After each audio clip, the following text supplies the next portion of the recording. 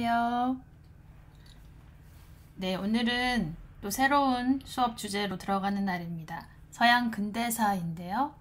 화면에 보이듯이 이번 주에는 르네상스, 종교개혁, 신학로 개척이라는 세 가지 주제를 1시간씩 배우게 될 겁니다. 오늘은 르네상스를 이제 배우게 되겠네요.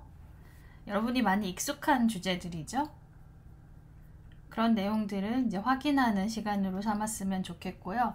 학습지는 43페이지부터입니다. 여러분 PDF로 다운받아서 같이 필기하면서 보도록 합시다. 우선 수업 목차를 간단하게 정리를 해보았습니다. 전체적으로 어떤 내용들을 배우게 될지를 보면 되는데요. 첫 번째 주제인 르네상스는 1, 2번으로 나누어 놨고요. 지역으로 이렇게 구분을 해보려고 합니다. 여러분도 빈칸에 같이 쓰십시오.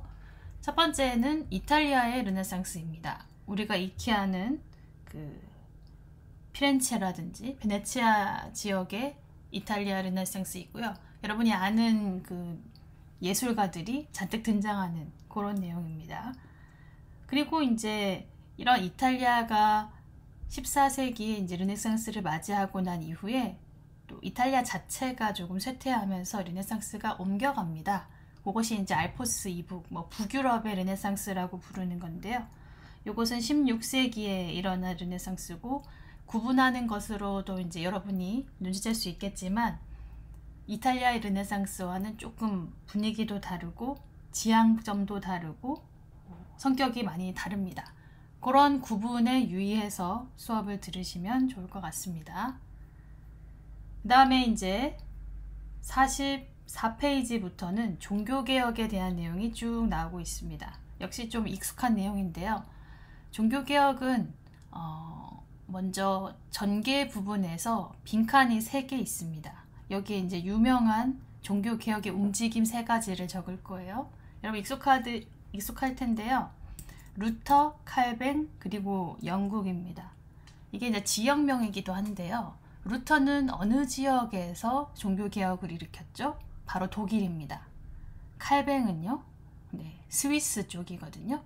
루터와 칼뱅, 그 다음에 이제 영국에는 특별히 그 종교개혁가가 있지 않았어요. 영국 국교회가 독립해가는 과정을 요 영국 편에서 배우게 될 것입니다. 네. 그래서 쭉 내용이 나오게 되고, 이들이 이제 추구한 종교개혁의 내용을 파악한 다음에 동그라미 2번에서는 로마 가톨릭 교회가 여기에 어떻게 대응하려고 했는지를 살펴보겠습니다. 크게 대처하지는 못하죠. 폐단 시정 노력을 조금 하긴 하지만 이제 신교와 구교가 이제 분열되는 그런 내용이 되겠습니다.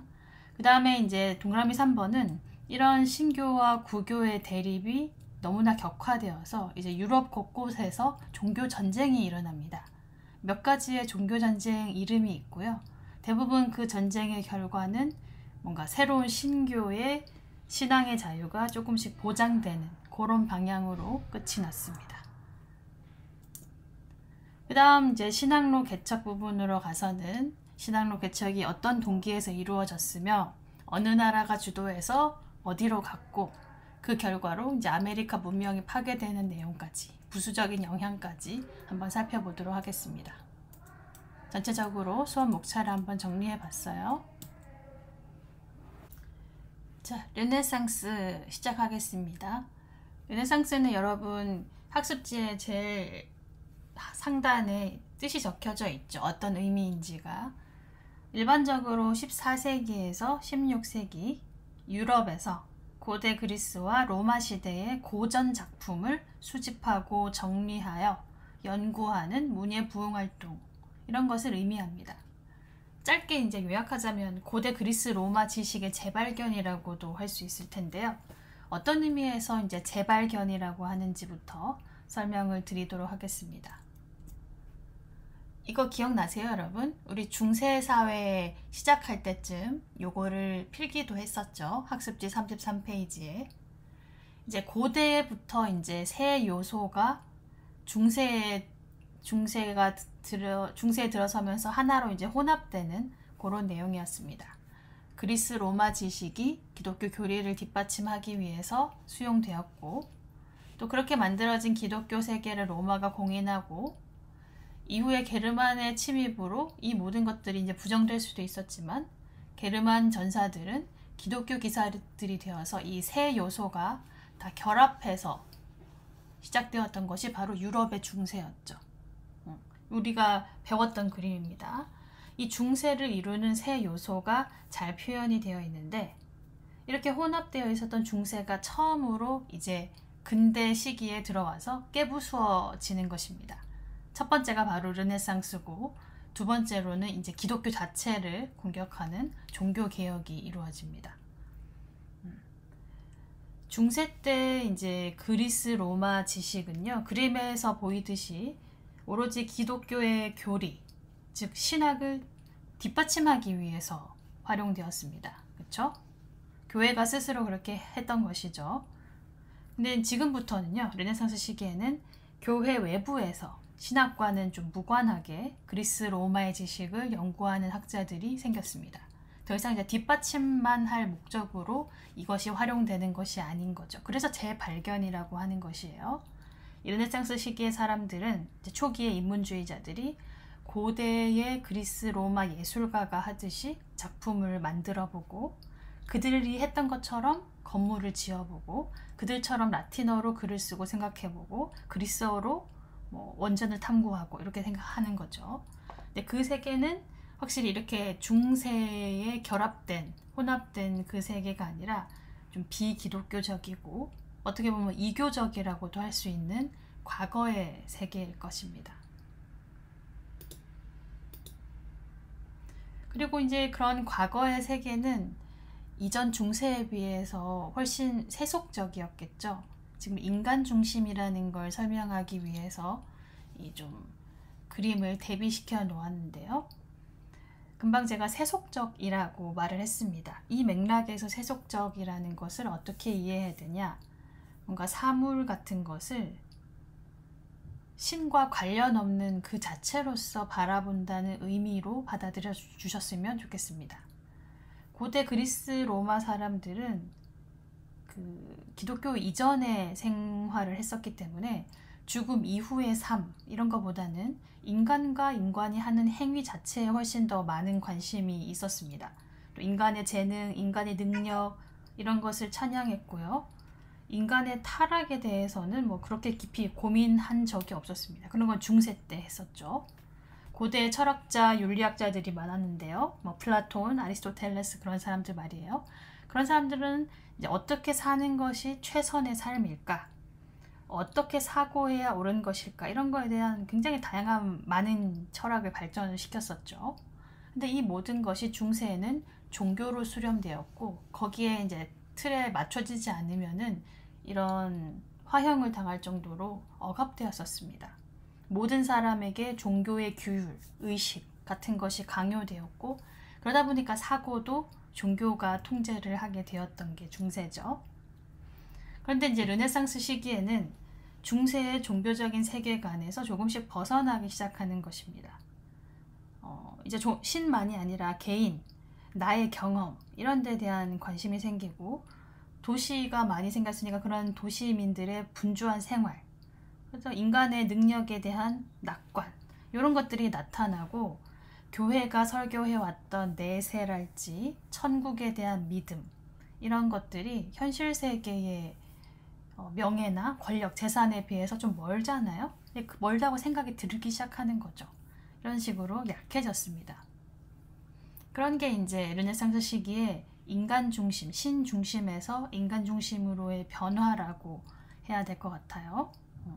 그렇다고 해서 이제 르네상스 시기의 인문주의자들이 기독교를 직접적으로 막 공격한 건 아닙니다. 그건 종교개혁에 가서야 나타나는 것이고, 르네상스 자체는 종교를 거부하지 않았어요. 종교는 좋은 것, 또 필요한 것이라고 생각했습니다. 하지만 종교 말고도 관심을 가져야 될 건 굉장히 많은 것이죠. 종교가 2차적이고 부차적인 위치가 된 것입니다. 이것이 이제 중세와 근대와의 차이점이라고 할 수 있을 것 같습니다. 또 이제 본격적으로 르네상스 배우기 전에요. 하나를 더 알려드리고 싶어요. 지금 화면에 두 가지가 나오는데 우리가 지금 사용하는 시간 체계에는 두 개의 다른 토대가 작동하고 있죠. 그 두 가지를 지금 써놓은 것입니다. 첫 번째는 서력입니다. AD로 보통 이제 약어로 쓰고 생략하기도 하죠. AD가 무슨 뜻입니까? 이것이 아노 도미니라고 해서 예수님의 해라는 그 라틴어입니다. 그것을 이제 약어로 쓰고 생략하기도 하는 것이죠. 이 서력은 서양 사회가 그리스도의 탄생으로부터 하나 둘 카운트 기년을 해나감으로써 스스로가 기독교 문명의 현재까지도 바탕하고 있다는 것을 인정한 겁니다. 그런 걸 보여주는 겁니다. 물론 이제 우리나라 대한민국은 을미개혁 때부터 이 태양력을 서력을 받아들였지만요. 이제 기본적으로 서양 사회는 그렇다는 것입니다. 근데 기독교에 기반한 그 시간 체제만 있는 것이 아니에요. 두 번째는 바로 우리가 좀 크게 시기를 구분할 때 쓰는 고대, 중세, 근대라는 표현입니다. 요거는요, 기독교랑은 아무 관계가 없는 그런 시간 체제입니다. 이런 구분을 처음으로 한 사람들이 바로 지금 배우는 르네상스 시기 사람들이 처음으로 규정을 한 것입니다. 자기들이 맞이하는 이전과는 다른 시대를 근대라고 이제 생각하고 자기들은 이제 앞선 고대를 모방하는 사람들이라고 여기를 최고라고 생각을 했던 거죠.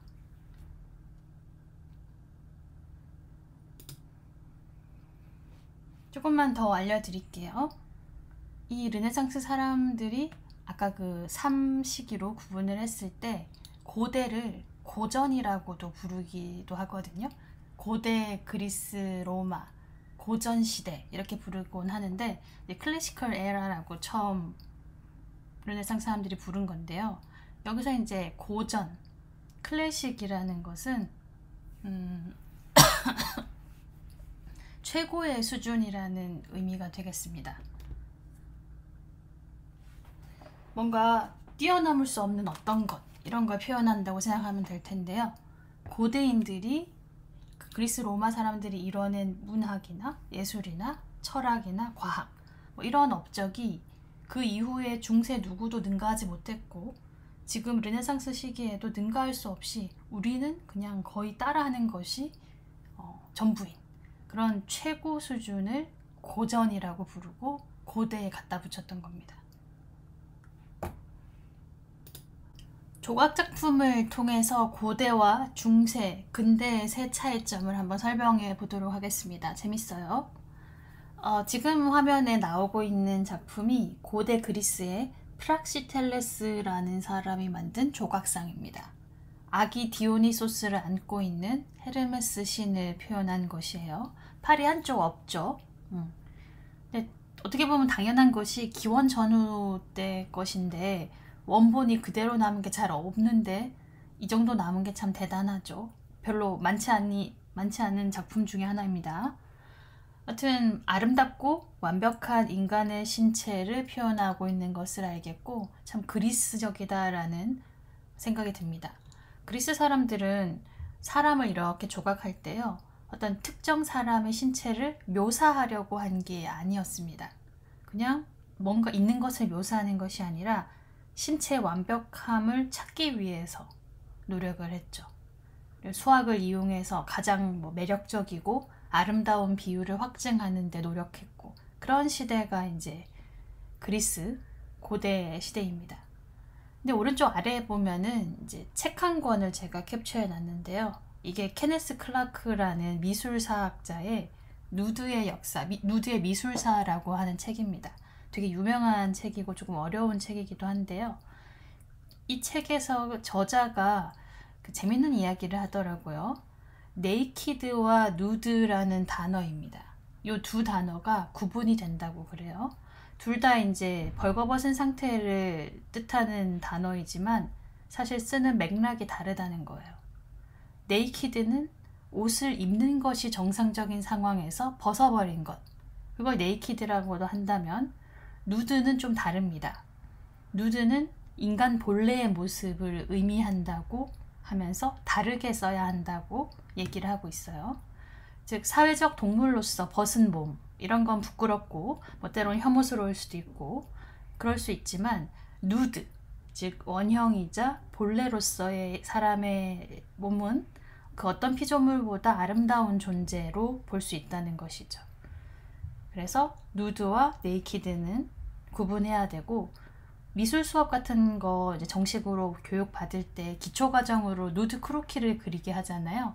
그런 게 이제 다 의미가 있는 것입니다. 그래서 제가 말하고자 하는 것은 이 그리스 고전 시대의, 고대 시대의 이 헤르메스 상은 누드라는 것이죠.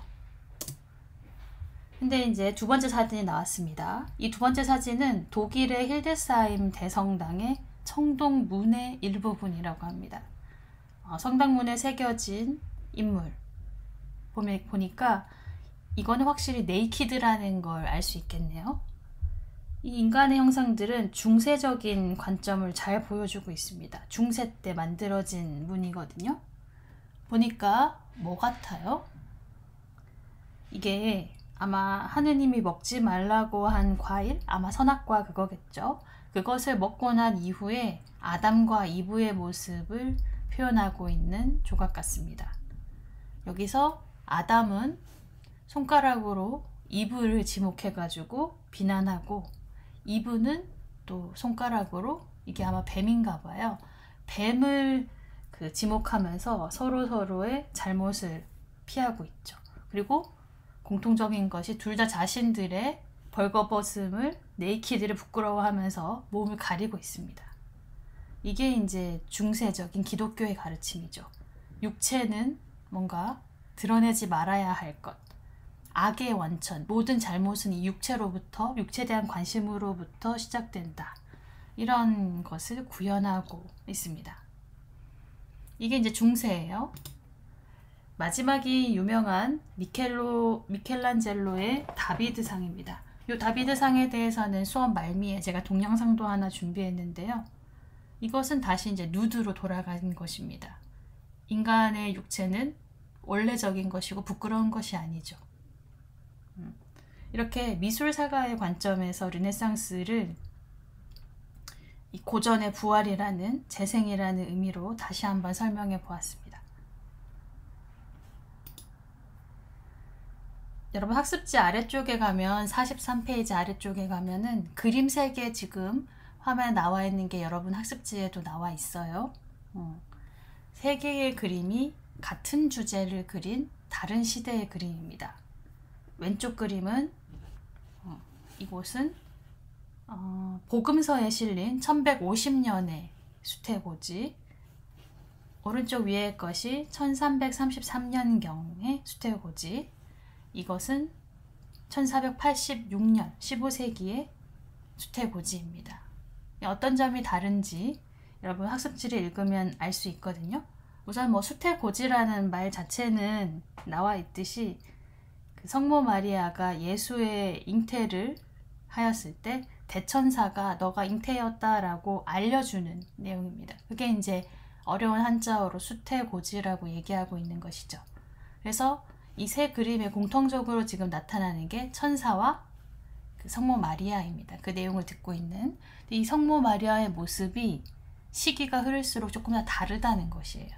어떤 면에서 다른지, 그리고 이제 르네상스 시기를 향해 가면서 어떤 면이 변화하고 있는지는 학습지에 이제 적혀져 있는 글을 보고 여러분이 판단하시면 되겠습니다.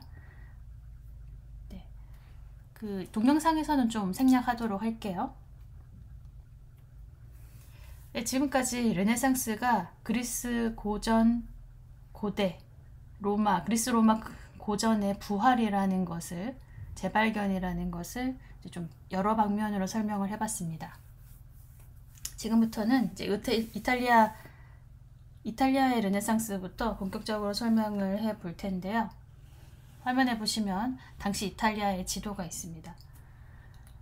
르네상스는 이탈리아에서 시작이 되었죠. 근데 왜 이탈리아에서 시작이 되었을까?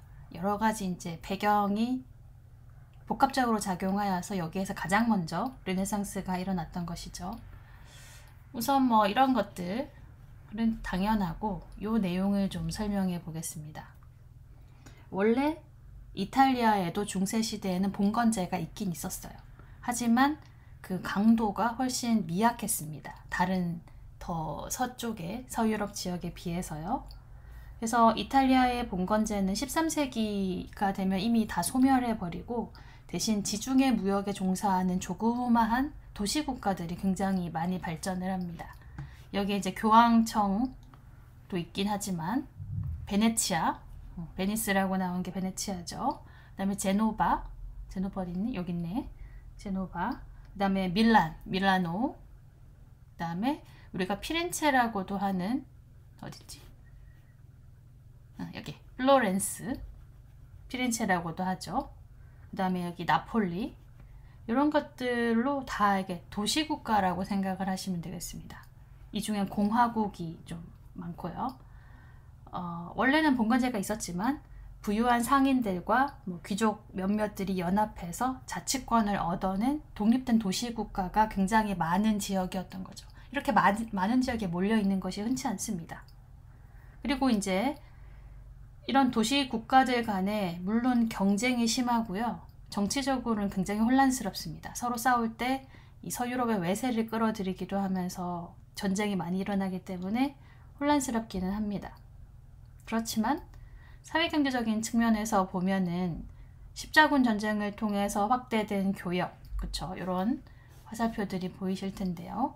이런 교역으로 경제 규모가 굉장히 성장하면서 도시의 인구도 늘었습니다. 그만큼 이제 부가 확대되는 것이죠. 당시 인구가 2만 명 이상인 도시가 이탈리아 북부 지역에만 23개가 있었다 그럽니다. 특히 여기 플로렌스, 피렌체 같은 경우는 인구가 이때 벌써 10만 가까워가지고 유럽 전체에서 인구가 가장 많은 도시 중에 하나가 이 피렌체였다고 하네요. 그래서 르네상스라는 그런 현상은 기본적으로 이런 이탈리아 도시국가들의 경제적인 번영 속에서 가능했던 것입니다. 지중해 무역을 바탕으로 하는, 그리고 나중에 이런 것이 좀 쇠퇴하면서 자연스럽게 이제 북유럽으로 르네상스가 이동하게 되는 것이고요. 특히 뭐 많이 들어보셨겠지만 부와 권력의 중심지인 베네치아와 피렌체가 양대 도시 국가에서 많은 이제 문화가 발전을 하고요. 그 다음에 이제 이런 내용도 있는데요. 이 당시 이 베네치아나 피렌체가 공화국이 되면서요. 도시국가의 공화국이 되면서 시민들이 정치에 조금씩 참여를 하기 시작했다고 합니다. 그러려면 이제 시민들에 대한 교육도 조금씩 생기게 될 텐데요. 그 교육에서 그리스 로마의 지식을 활용한 것들이, 새로운 교육이 시도되었다고 합니다. 그리고 그러면서 고전을 연구하는 분위기가 형성되었다고 하고요. 그리고 이런 시민들을 상대로 좋은 평판을 얻기 위해서, 명예를 얻기 위해서, 그래서 뭐 피렌체의 메디치 가문, 로렌초 이런 사람들 같은 사람은 당대의 유명한 화가나 조각가나 시인들이나 이런 다양한 방면에서 활동하던 명망 있는 예술가들한테 계속 후원을 해주는 겁니다. 그런 게 오히려 더더욱 르네상스를 꽃피우게 하는데 도움을 주었죠. 그 다음에 여러분 그 학습지에는 이 내용이 빠져 있는데 여러분 적어줘도 좋을 것 같아요. 비잔티움 학자 유입이라는 게 있습니다. 이게 뭐냐면 조금 이후 일이긴 하지만 1453년에 15세기에 비잔티움 제국이 이제 망해요. 콘스탄티노폴리스가 오스만 투르크에 의해서 멸망하거든요.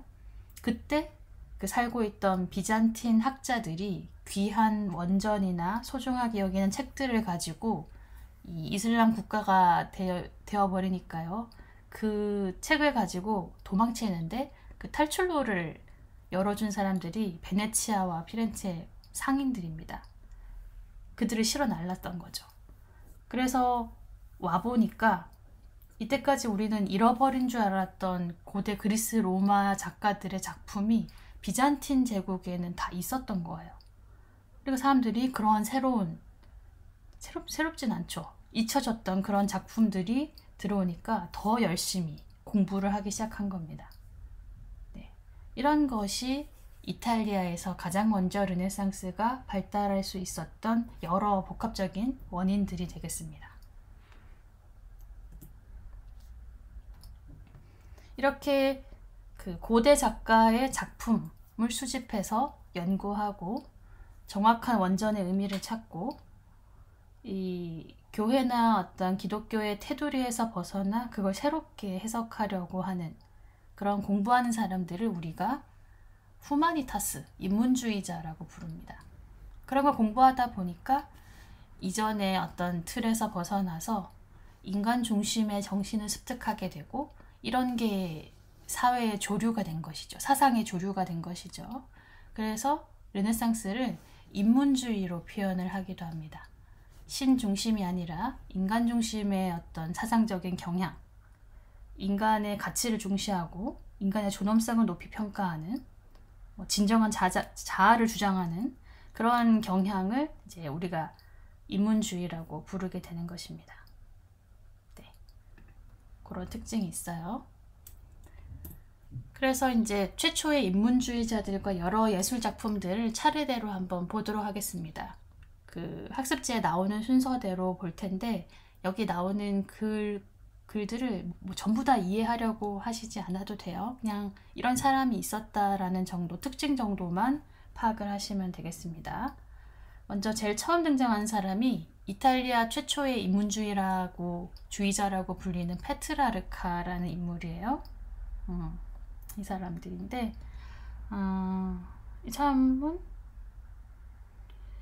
문학가네요. 그쵸? 이 사람이 원래 기독교인인데 고대 로마의 수많은 문학 작품을 수집하고 연구하던 사람이었대요. 그리고 나서 그 많은 서정시를 쓰고 또 이탈리아어로도 시를 쓰고 그리고 이탈리아어로 굉장히 많은 편지를 보냈다고 합니다. 그 편지의 말들이 너무나 아름다운 것들이 많고 그래서 유명해진 사람인 것 같아요. 그래서 그 편지 중에 하나를 가지고 왔는데 좀 내용이 많지만 슬쩍 보면은 누구한테 보낸 편지인지는 안 나와 있어요. 나는 이런 분야들을 흥미를 느꼈고 그 중에서 나는 고전에 대해서 깊이 생각하였다. 근데 내가 살고 있는 시대는 이런 나를 좀 마음에 들려 하지 않았다. 다른 시대에 태어나기를 바랬을 정도였다. 참 시대를 열어가는 인물이네요. 그래서 나는 내 시대를 잊기 위해서 끊임없이 내 자신을 다른 시대의 분위기 속에 넣으려고 애써왔다. 과거 역사를 공부하면서 나는 기쁨을 느꼈다.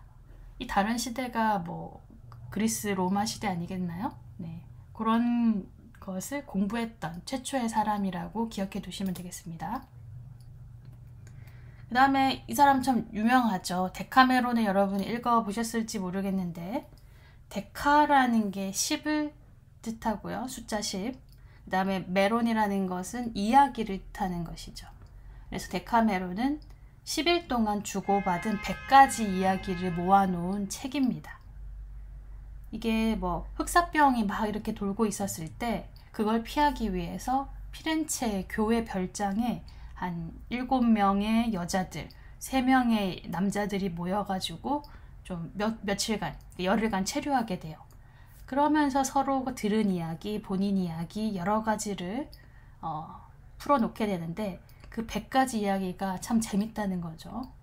근데 그 100가지 이야기에서 인간을 묘사할 때 중세식으로 뭐 어떻게 해야만 하는 존재 이런 식으로 당위를 표현한 것이 아니라 좀 인간적인 욕망을 자연스럽게 표현하고 그런 타락하는 인간의 모습도 이야기에 나오고 인간의 어떤 세속적인 생활을 자유롭게 묘사하였기 때문에 르네상스적인 그런 작품이다 라고 얘기를 하고 있는 것 같아요.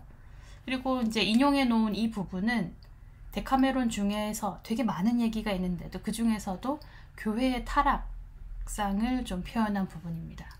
유대인 친구 보고 기독교 개종을 해봐라 라고 하는데, 그 유대인 친구가 직접 로마에 가서 상황을 보고 나서 개종을 하겠다 라고 해서 가보니까 굉장히 이제 위선적인 모습을 많이 보았다, 이런 내용의 이야기 일부입니다.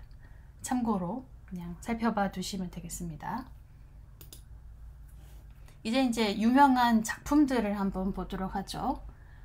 왼쪽에 이 비트루비우스적 인간이라고 부르는 거, 레오나르도 다빈치의 작품이라는 것을 다 알 겁니다. 사실 작품이라고 하기엔 좀 뭐라고 하고 좀 그렇고, 그냥 필기라고 해야 될까요? 이 종이에 펜과 먹으로 그려진 건데요. 뭔가 두 개 겹쳐진 자세로 팔과 다리를 벌리고 원형과 사각형에 이렇게 둘러싸인 한 남자를 묘사하고 있습니다. 이게 레오나르도 다빈치의 소묘 작품이라고 하면 될 텐데요. 원래 이름을 비트루비우스적 인간이라고 붙인 이유가요, 비트루비우스가 고대 로마의 건축가였습니다. 근데 이 건축가가 쓴 책을 읽고 레오나르도 다빈치가 어떤 그 대목을 읽고 그린 거거든요.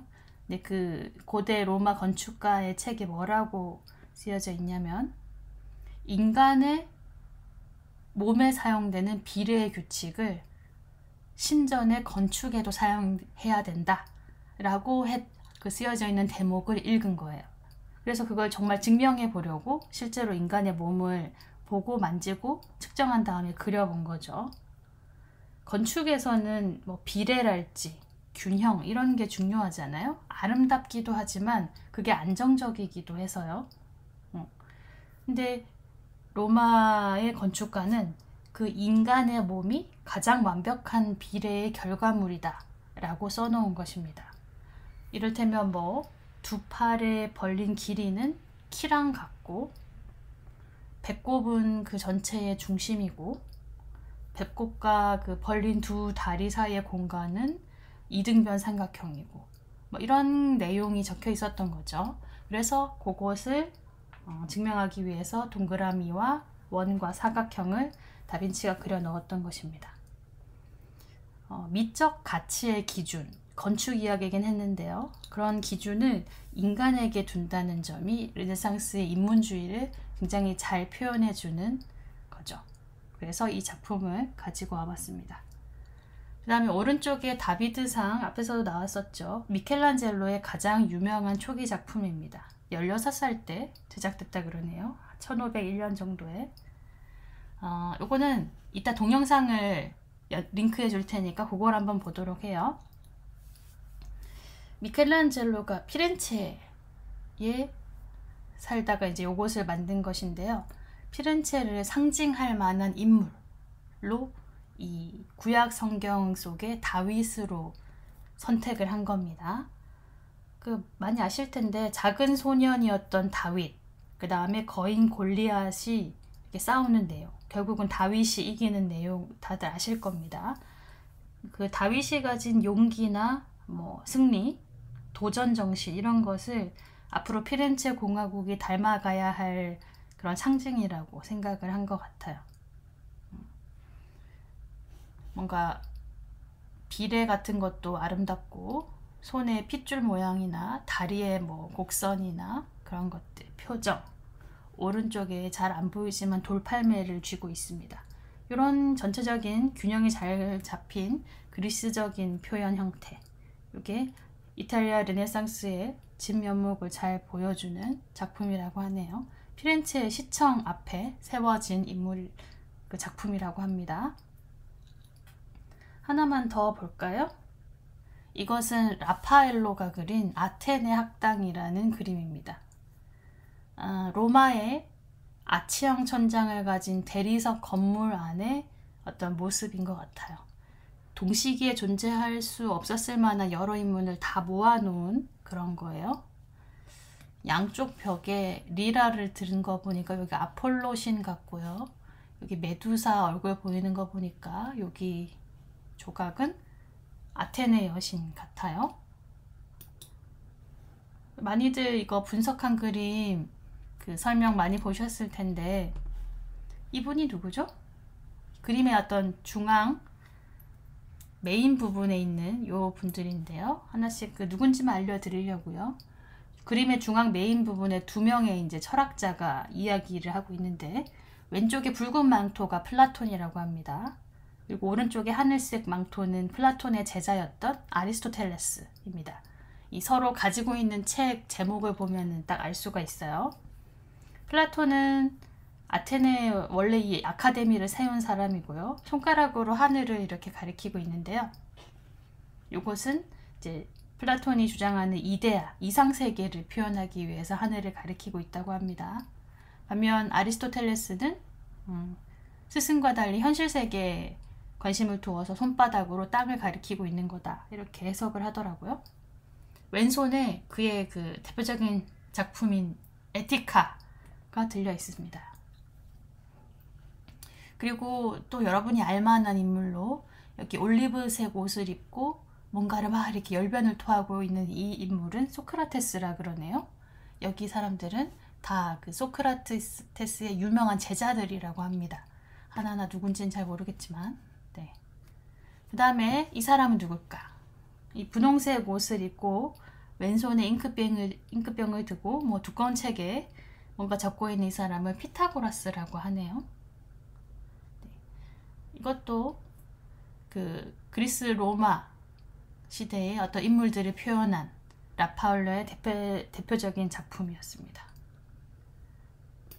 이 정도로 이제 이탈리아의 르네상스를 정리하고요. 알프스 이북으로 한번 가보도록 하겠습니다. 오른쪽에 지도 보시면 이제 여기에 중심지가 되었던 이탈리아 르네상스가 자연스러운 그 정교적인 쇠퇴로 인해서 쇠하고 이제 다른 지역으로 퍼져 나가가지고 서유럽, 북유럽, 북서유럽 전체에 르네상스를 퍼뜨리게 했다, 그런 내용이고요. 중심지는 여기 암스테르담 정도였다고 하네요. 근데 학습지에도 쓰여져 있듯이 이 이탈리아 르네상스가 뭔가 아름다움, 신미적인 경향을 띠었다면은 알프스 이북, 알프스 여기죠. 알프스 이북의 르네상스는 전체적으로 사회 개혁적인 특징을 가진다고 합니다. 그런 게 가장 큰 특징인데요. 왜 이렇게 사회 개혁적인 성격을 가지게 됐냐, 왜 이탈리아랑은 다르냐 라고 물었을 때 그 굉장히 많은 답변이 있을 수 있을 것 같아요. 굉장히 여러 가지 이유가 있겠지만 가장 큰 것은 이 북서 유럽 저기 전체가 가장 전형적인 중세 사회였기 때문입니다. 이탈리아는 좀 전형적이진 않았죠. 이 전형적인 중세 사회로서 봉건제도가 확실하게 뿌리 내려 있었고요. 도시가 좀 생기긴 했지만 농촌도 훨씬 많고 그 농촌과 도시의 구별도 뚜렷했을 겁니다. 그래서 뭐 프랑스, 신성 로마 제국인 독일, 영국, 스페인 이런 데서는 봉건적인 주종 관계, 관습 이런 것이 이탈리아보다 훨씬 더 뿌리 깊게 박혀 있었고, 중세 신학, 스콜라 철학 이런 영향력도 더 확고했을 겁니다. 그런데 이제 봉건 체제가 시간이 흐르면서 쇠퇴함에 따라서 그런 부분에 대한 반발이 더 커진 거죠. 사회나 교육에 대한 개혁, 평소 생각해 왔었던, 그 다음에 종교 자체에 대한 개혁 이런 거에 관심을 가지게 되고, 그런 식으로 해서 정리를 하자면 사회 개혁적인 성격을 띠게 되어서 다른 배경에 의해서 이탈리아 르네상스가 뭔가 새로운 예술을 낳았다면 이 알프스 이북의 르네상스는 다음 시간에 배울 신생 종교를 낳았다, 이렇게 정리를 할 수도 있습니다. 바로 프로테스탄티즘을 낳게 됐다라는 거죠. 종교개혁에 영향을 주게 된 겁니다. 그 비잔티움을 통해서 이렇게 들어온 크리스트교 초기 고전 있잖아요. 로마 시대였으니까요.